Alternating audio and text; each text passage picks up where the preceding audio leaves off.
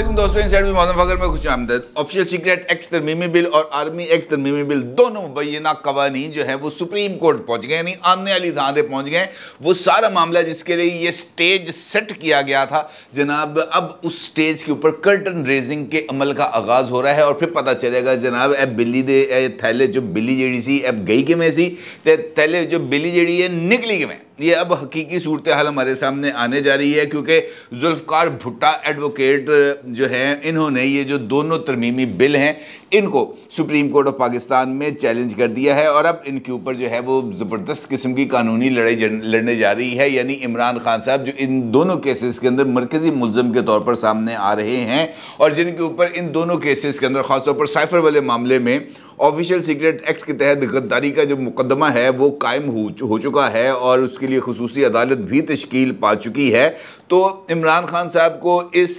ख़तरनाक तरीन इल्ज़ाम से बचाने के लिए जो हक़ाइक़ पर मबनी ट्रायल है वो नहीं हो रहा। इसका मतलब ये है कि ये जो दोनों केसेस को सुप्रीम कोर्ट ऑफ पाकिस्तान में चैलेंज किया जाएगा, इसमें इस बात का मुतालबा नहीं किया जाएगा कि जनाब साइफर की हकीकत क्या थी, सच था झूठ था, इमरान खान ने सच बोला, इमरान खान ने झूठ बोला, बल्कि इमरान खान साहब को इस केस से बरी कराने के लिए बिल्कुल वही तरीक़ाकार इस्तेमाल किया जाएगा जिस तरीक़ाकार से इमरान खान साहब को तोशा खाना केस में सज़ा से बचाने के लिए ताख़ीरी हलबे तकरीबन 1-1.5 साल तक इस्तेमाल किए जाते रहे और वहाँ पर भी केस को मेरिट पर लड़ने की बजाय टेक्निकल ग्राउंड्स पर लड़ा गया। उसका मतलब ये है कि जनाब ये जो कानून की मुँह शगाफियाँ हैं और ये जो जिसे हम कह सकते हैं कि ये जो इसको जो है उलझाने वाला जो अमल है टेक्निकलिटीज़ के ऊपर इस केस का लड़ा जाएगा। अब ये तो मुमकिन नहीं हो सकता कि जनाब केस जाए सुप्रीम कोर्ट ऑफ पाकिस्तान और मिस्टर जस्टिस उमर अताब बंदयाल साहब जो चीफ जस्टिस ऑफ पाकिस्तान हैं उनके दिल में इमरान खान साहब की मोहब्बत ना जागे, इस बात का तो इम्कान ही नहीं है। और मुझे तो ऐसे लग रहा है जैसे उमर अताब बंदयाल साहब की सरबराही में ये जो हम ख्याल टोला है ये शायद आखिरी लड़ाई लड़ने के लिए तैयार है, क्योंकि ये लड़ाई इस वक्त उनकी पाकिस्तान की किसी हुकूमत के साथ नहीं है बल्कि पाकिस्तान की इस्टेब्लिशमेंट के साथ है। और इस वक्त ये ताकत की लड़ाई है क्योंकि जो अदालतें हैं वो शायद इस बात को तस्लीम करने के लिए या इस बात को डाइजेस्ट करने के लिए तैयार नहीं है कि पाकिस्तान में ताकत जो है वो किसी एक इदारे पर है, क्योंकि उन्होंने भी ये जो हाइब्रिड रिजीम के अंदर इमरान खान साहब को जब बनाया जा रहा था ये ताकत का मज़ा चख लिया। ये जो टेस्ट बंदा शायद चाट लेता है ना फिर उसको पता चल जाता है कि ना इस शहद का जायका क्या है। इक़्तिदार और इख्तियार ये दो ऐसी चीज़ें हैं जिसमें जब भी इंसान को इनकी लत लग जाए तो वो उससे उसका लिए पीछे हटना बिल्कुल ही मुमकिन हो जाता है। और यही एक अहम सवाल है और इसी सवाल का जायज़ा लिया जाना ज़रूरी है कि क्या ये जो उमर अताब बंदयाल साहब की ज़ेरे सरपरस्ती गैंग है क्या ये वाक़तन पाकिस्तान की इस्टेब्लिशमेंट के ख़िलाफ़ हतमी लड़ाई लड़ने जा रहा है? क्या उनका हतमी टारगेट इस वक्त पाकिस्तान की इस्टेब्लिशमेंट की सबसे ज़्यादा ताकतवर शख्सियत है? और इस सवाल का जायज़ा लेने के लिए ये जो थोड़ी मोटी चीज़ें सी ना हल्की फुल्की चीज़ें हैं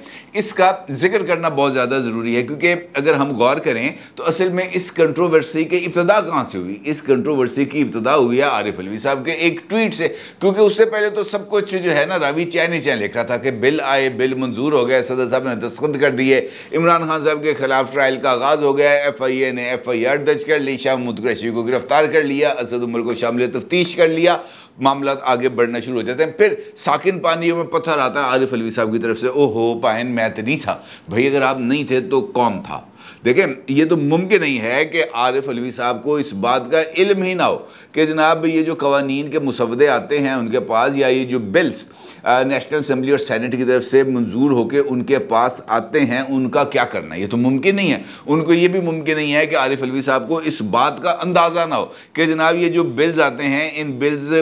के साथ रूल्स ऑफ बिजनेस के तहत या प्रोसीजर्स के तहत इनके साथ कैसे निपटना है। ये बात भी मुमकिन नहीं है कि उनको इस बात का इल्म ना हो कि जो कवानीन के मुसवदे उनके पास आते हैं उनके ऊपर उन्होंने एतराज़ात कैसे लगाने। भाई 5 साल हो गए उनको, 5 साल तो उधर बैठ के बंदा दंद नहीं साफ करता रहा, बत्तीसियों के नाप नहीं लिए उन्होंने वहां पे बैठ के। आरिफ अलवी साहब ने ईवान सदर में 5 साल बैठकर बत्तीसियों के नाप नहीं लिए। इसी अरसे के दौरान कम अज़ कम आरिफ अलवी साहब ने मेरे अदाद शुमार के मुताबिक तकरीबन 37 बिल्स थे जिनको आरिफ अलवी साहब ने गुज़िश्ता 18 माह के दौरान एतराज़ात लगाकर वापस भेजा, और उसके बाद वो एतराज़ात के बाद पार्लियामेंट के मुश्तरका इजलासों से मंजूर होकर या एतराज़ात दूर होकर सदर साहब के पास आए और सदर साहब ने उसको मंजूर किया। लिहाजा ये कहना कि जनाब सदर साहब को पता नहीं था कि ऐसा कुछ होने जा रहा है, ये आउट ऑफ क्वेश्चन है। इसका मतलब ये है कि सदर साहब की तरफ से ये जो सारा एक्ट किया गया ये एक सोचा समझा मंसूबा था, क्योंकि अगर आप सदर साहब के सेक्रेटरी वकार अहमद साहब का ये जो स्टेटमेंट है अगर आप उसको देखें तो उसके अंदर उन्होंने इस बात का बाज़ाब्ता तौर पर इसका जिक्र किया। उन्होंने कहा जनाब ये मुमकिन नहीं हो सकता कि सदर साहब की तरफ से कोई अहकामात आएँ और उनके ऊपर अमल दरामद ना हो। वो ये कहते हैं कि सदर साहब ने ये जो बिल्स आए थे आर्मी एक्ट तरमीमी बिल, इसकी ना मंजूरी दी ना तहरीरी तौर पर इसको पार्लियामेंट वापस भेजने का कहा। फाइल 21 अगस्त तक जो है वो सेक्रेटरी के ऑफिस में वापस नहीं आई, तो जब वो फाइल वापस ही नहीं आई तो फिर उसका जो है ना मंजूरी तो यही होगी ना, फिर वापस नहीं जाता। फिर इसी तरीके से उनका ये कहना है कि ये जो दूसरा एक्ट था ऑफिशियल सीक्रेट एक्ट तरमीमी बिल, ये सदर साहब के पास जो है वो 9 अगस्त को सदर साहब के ऑफिस में भिजवाया गया और उसके बाद वो 18 अगस्त तक वापस नहीं आया। तो इसका मतलब ये है कि जनाब वो अगर चाहते भी तो इस बिल को गैर मौसर नहीं कर सकते थे, क्योंकि उन्होंने अपने ट्वीट के अंदर इसी बात का जिक्र किया कि जनाब ये गैर मौसर किया जा सके। गैर मौसर सदर साहब नहीं कर सकते। सदर साहब के पास 2 ऑप्शन हैं, या तो मंजूर करेंगे या उसको वापस भेजेंगे पार्लियामेंट के पास कि जनाब इसको रिकन्सिडर करें। तीसरा ऑप्शन सदर साहब के पास नहीं है। इसका मतलब ये है कि ये जो सारा काम किया गया ये एक बिल्कुल एक प्लान्ड एक्टिविटी थी। उस प्लान्ड एक्टिविटी के अंदर ही ये जो सारे के सारे इदारे हैं इनको इस्तेमाल किया गया। ये जो यूथियापा वायरस है ना सर, ये जो यूथियापा वायरस है ये कुछ सादा आइटम नहीं है, ये बड़ी कॉम्प्लिकेटेड किस्म की एक चीज़ डेवलप हो गई है पाकिस्तान की सियासत के अंदर। यहाँ पर झूठ फरेब, यहाँ पर एकदम मासूम बन जाना, ये एक ऐसी इन्होंने कर दिया सानू की पता।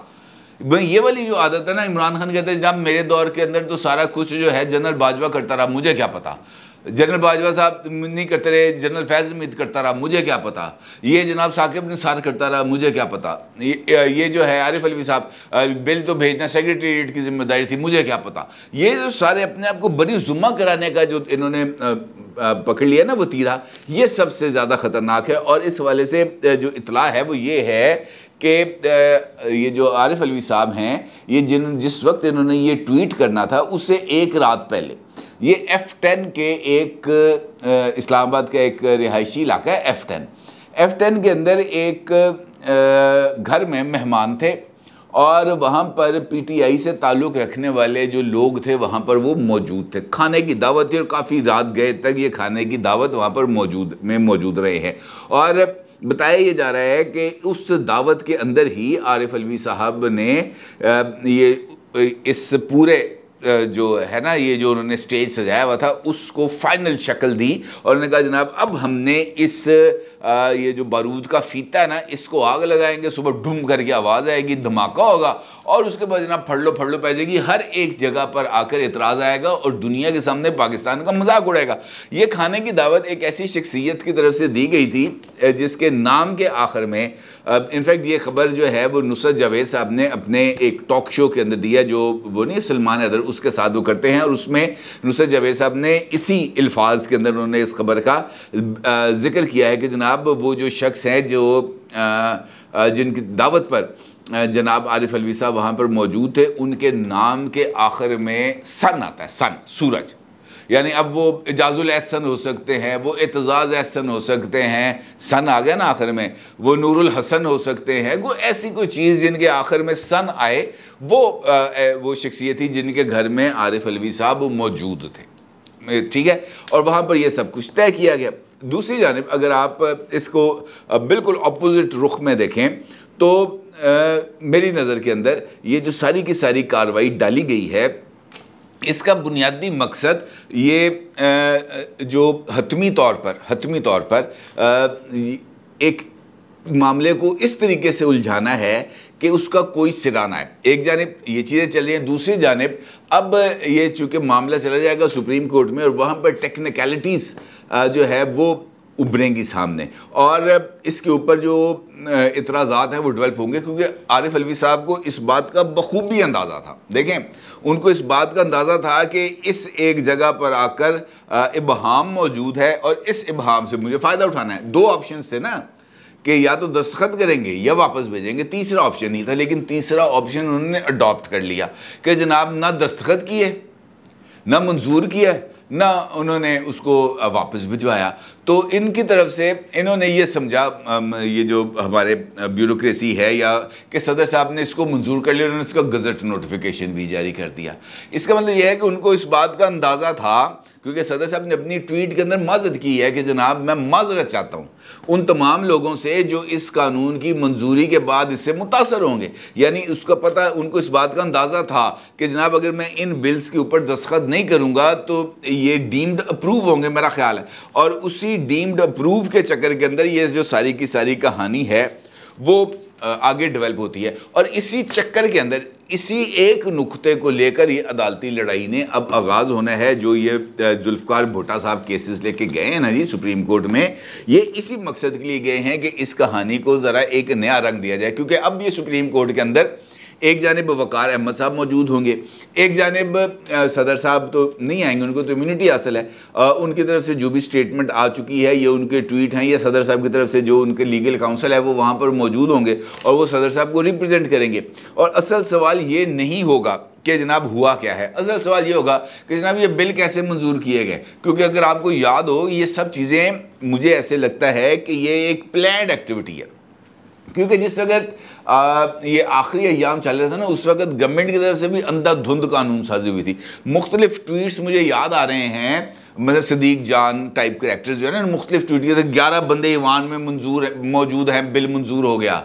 ठीक है, अब इन्हीं नुक्तों को लेकर ये सुप्रीम कोर्ट में लड़ाई लड़ेंगे। क्योंकि अब या तो वहाँ पर इलेक्टोरल रोल वहाँ पर पेश करना पड़ेगा ना, जनाब ये इतने लोगों ने हाजिरी लगाई थी, इतने लोग वहाँ पर मौजूद थे, साबित करना पड़ेगा। क्योंकि कोरम की एक शर्त तो मौजूद है कि जनाब अक्सरियत के जो अरकान वहाँ पर मौजूद होंगे वो बिल पास करेंगे। अब इसका मतलब ये है कि इन बिल्स के साथ कुछ और कंट्रोवर्सीज जुड़ेंगी और वो कंट्रोवर्सी सुप्रीम कोर्ट के सामने रख कर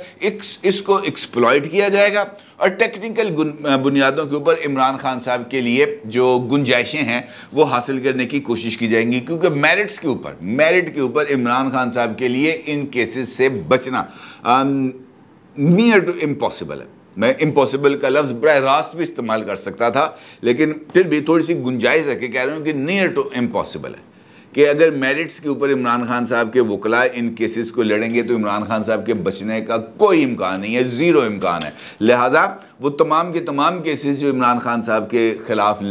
जो है मौजूद हैं या उनको कॉन्टेक्स्ट किया जा रहा है, वो तमाम के तमाम केसेस को टेक्निकलिटीज़ की बुनियाद पर, कानूनी मुशगाफियों की बुनियाद पर, तकनीकी ग्राउंड्स के ऊपर लड़ा जा रहा है कि जनाब ये फ़ाइल, ये इस केस के अंदर ये जो FIR थी इसको इस तरीके से दर्ज किया जाना चाहिए था, इसको इस तरीके से दर्ज नहीं किया था, गवाह को इस तरीके को बुलाया जाना था, गवाह को इस तरीके से नहीं बुलाया गया, फर्द जुर्म को मुलजम के सामने लगाई जानी थी, मुलजम गाड़ी में बैठा था, हाज़िरी नहीं लगाई गई, सज़ा जो है मुलजम की मौजूदगी में सुनाई जानी थी, मुलजम वहाँ पर मौजूद नहीं था, गैर हाज़िरी में सज़ा सुना दी गई। ये इस तरह की टेक्निकलिटीज़ हैं जिनके इर्द गिर्द ये सारे का सारा निज़ाम चलेगा। अदरवाइज़ अगर हम देखें मेरिट के ऊपर, तो मेरिट के ऊपर तो इस वक्त कतई तौर पर